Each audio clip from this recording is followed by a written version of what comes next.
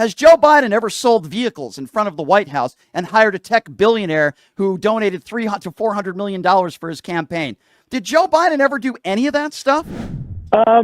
Just checking in. I enjoy your show. Thank you. I am a Republican who voted for Donald Trump. Okay. And I was just wondering, politics to me nowadays is like a marriage where it's 50-50. And is there any way, do you think, the Republicans and Democrats will ever agree on anything again in the near future? Not if Donald Trump is president of the United States, because he's the guy who has nicknames against people he disagrees with. What you need somebody in office like a Bill Clinton. And while I didn't like Bill Clinton personally, he left his office with a surplus, and he was probably the best president of my lifetime as far as being and a lot of Republicans would agree with me, by the way, as far as working with the other side. My definition of he's the divider in chief, but that's the best. Now let me ask you a question, sir, if I may. And listen, I appreciate you calling in. You voted for Trump. I'm not here to attack you for that, while we might disagree.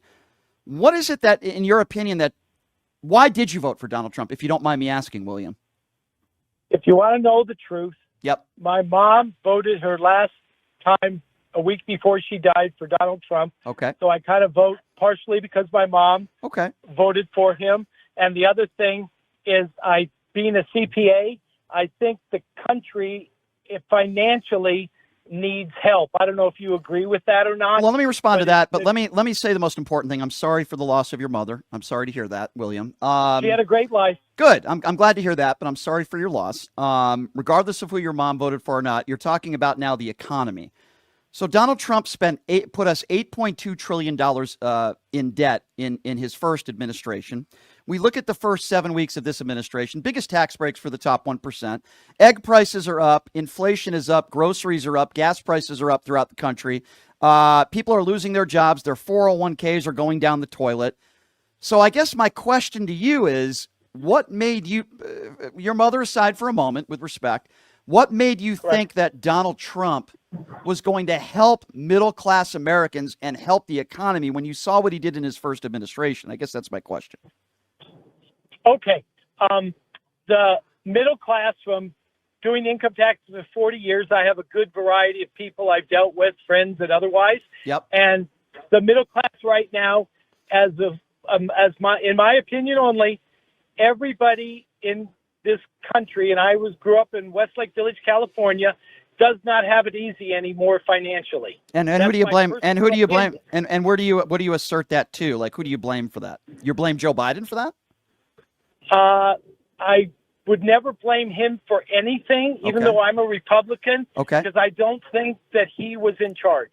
Okay, so William, I don't know what that means, but here's what I would ask you. Let's get specific, if that's okay, my friend. What are the policies under Donald Trump that you said to yourself, I love that policy? And what was it about Kamala Harris that you said, I hate that policy? Just one example. We don't have to go through like 20 of them. But is that fair? Give me one of each where you say, I like that policy, I hate that one. Is that fair? Perfect. Okay, good. Kamala Harris, I don't believe, and this is my opinion again, is a financial person. Okay, but hold on, William. That's your opinion, and you're entitled to it, even though I disagree with you. But give me a policy under Kamala Harris that would lead you to believe that, something she campaigned on that would lead you to believe she doesn't know what she's doing financially. Okay, she might not have campaigned on it, but the border has cost a lot of money, and I don't know, you don't have to agree with me, but I think the rise in population from the 50s when I was born is partially responsible for everything, because there's so many more people to control. Okay, I understand. Follow the rules. William, I understand you want to talk about the border, but that's a Republican and Democrat problem. And by the way, no, financial, you said. Okay, I understand that, but financial, and now you're talking about the border, and you're making the case, I guess, that illegals that cross the border are killing our economy. Meanwhile, if you care about the economy, which I believe you're being sincere when you say you care about the economy, how could you think that 25% tariffs are going to help the American economy when American consumers like you and me are going to be bearing the brunt of it? Why would you think that deporting a bunch of undocumented immigrants, many of these people are nonviolent criminals that pay taxes, that have been here for decades, that are doing the jobs that most Americans don't want to do? If you claim you care about the economy, and I believe you're being sincere when you say that, why would you support a guy who's implementing these 25% tariffs, and no economist, even Republicans, are saying this is a bad idea? I just want to hear a policy from you on Kamala, which I haven't heard yet. But on the contrary, why would you support a guy who's tanking our economy right now? Okay, I think there can be short-term pain for long-term gain. Do you agree with that in general? If you're so in some cases, I agree with you. But when you talk about 25% tariffs, this is long-term pain. When you talk about the $8.2 trillion that Donald Trump put us in when he was president, that's long-term pain. We still haven't recovered from that. So while I agree that, yes, in some instances, there's going to be short-term pain, I don't see that happening with what he's doing with Canada, with Mexico, burning bridges with our allies. I just think it's not going to be short term. I think it's going to be long term. We already know that a lot of Americans are under a lot of pain right now. And if we're talking about economic growth, look at the infrastructure bill that Joe Biden put in place. Look at the bipartisan infrastructure bill. Look at unemployment numbers, the lowest they were in 50 years. Look at the wage gap, and I don't know. So, okay, let's go back to my original question, because I know you said a concern of yours is the border. Can you give me a specific policy that you like under Trump and a policy under Kamala Harris that you dislike? Because I think we went a little in the weeds there. Go ahead, sir. Oh, okay. The one thing that I like about Trump is to get the debt down. And I don't think anybody can disagree with that. So getting the interest payment. But hold on. But sir, I understand you want to, quote, get the debt down. We all want the debt to be down. I want to know a policy that he has implemented that you think will, quote, get the debt down. Because if you care about debt, Republicans are the ones that put us 4 times more in debt than Democrats when they're presidents. You could look that up if you don't believe me. Trump got us $8.2 trillion in debt. So what policy has Donald Trump implemented that you would say, boy, he's really going to get that debt down?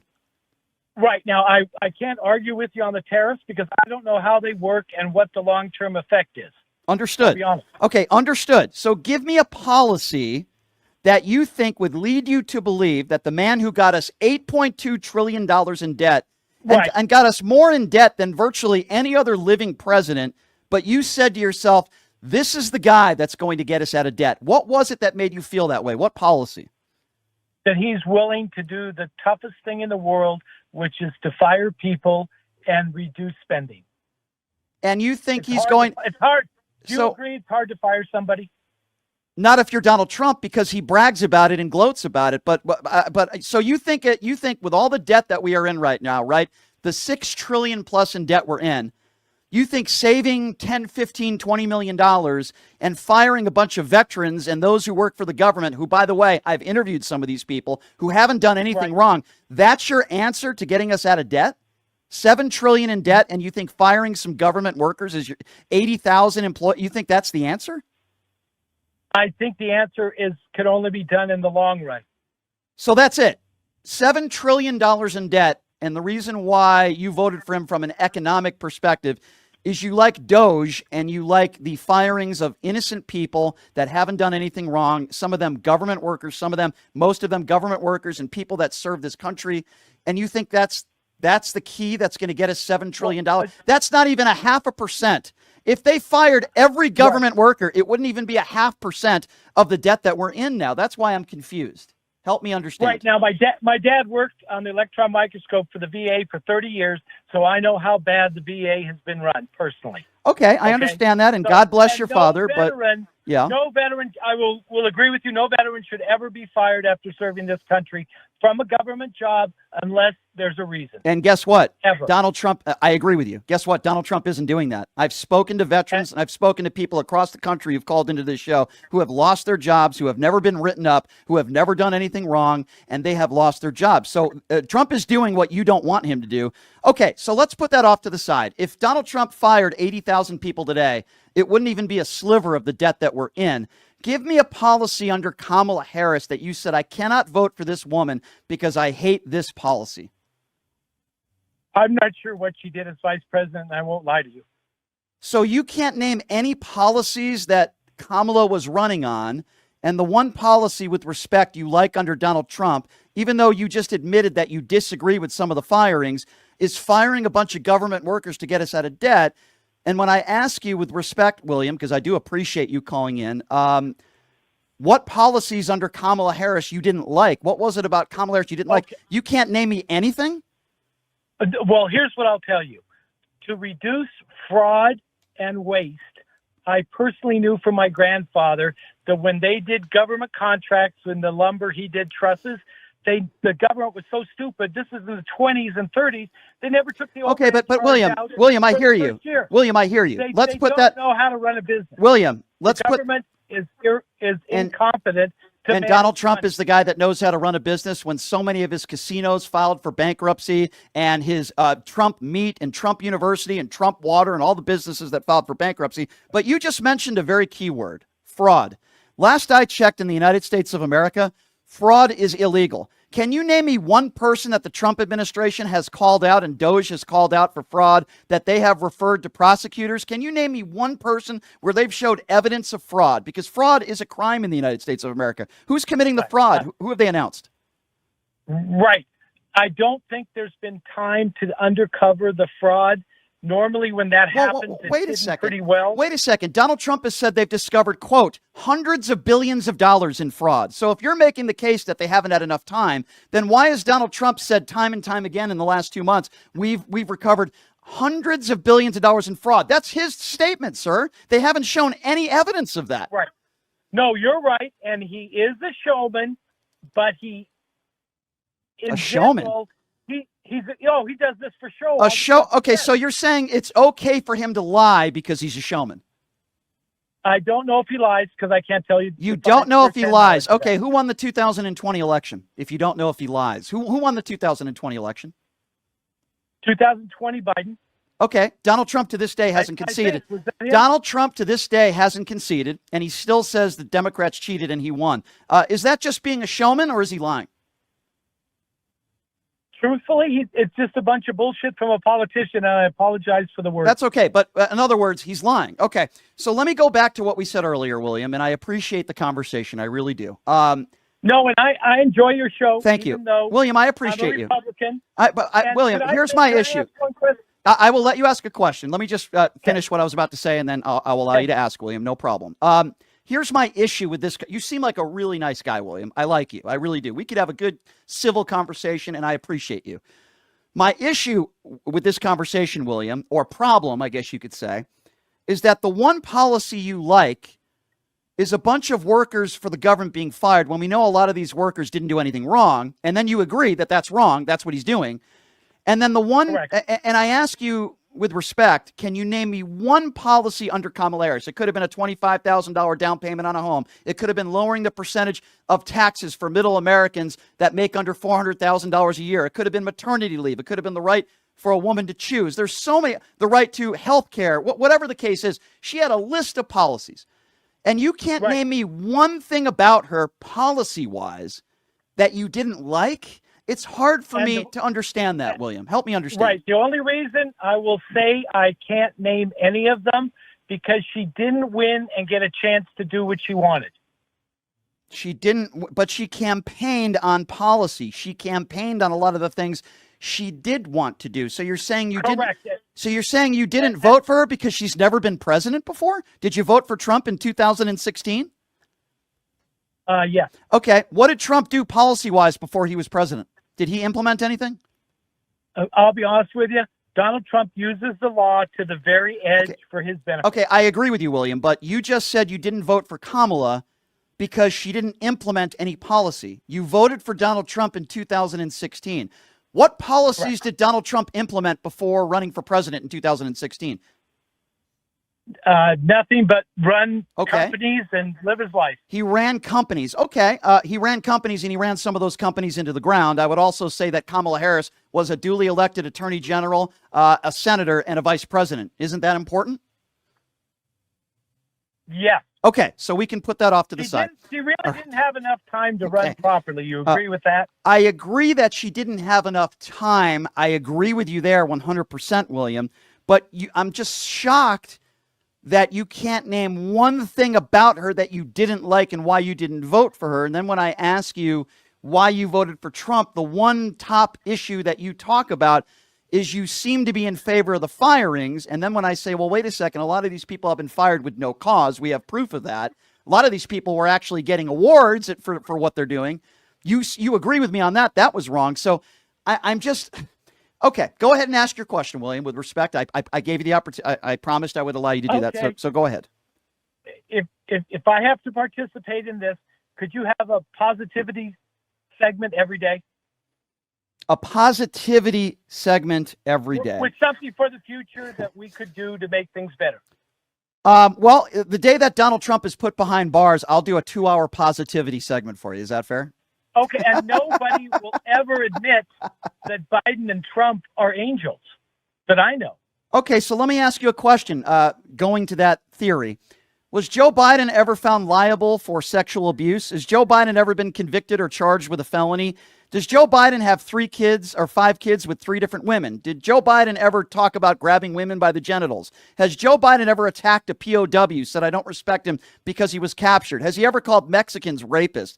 Has Joe Biden ever found glee in deporting people and bragged about it? Has Joe Biden ever sold vehicles in front of the White House and hired a tech billionaire who donated $300 to $400 million for his campaign?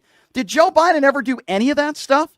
Because I think that's a very fair and unfair analogy that you're trying to make. I think Joe Biden's a decent man, and I think Donald Trump is an adjudicated rapist and a piece of human garbage. I just don't think the two are fair. I agree. I'm not agreeing with you, but I'm just saying that.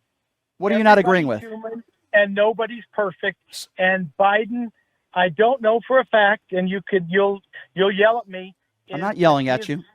If it's, oh, I know, and I respect you for that. Yeah. Is that being a CPA? If you get financial reports against you, which they claim he had for money transfers, then a little bulb goes off in my head. Okay, so the bulb can go off in your head, but Comer and the Republicans have been investigating the Biden family, as they call them, the Biden crime family. They literally have found nothing. So I go back to what I said earlier. Donald Trump do you have any kids, sir?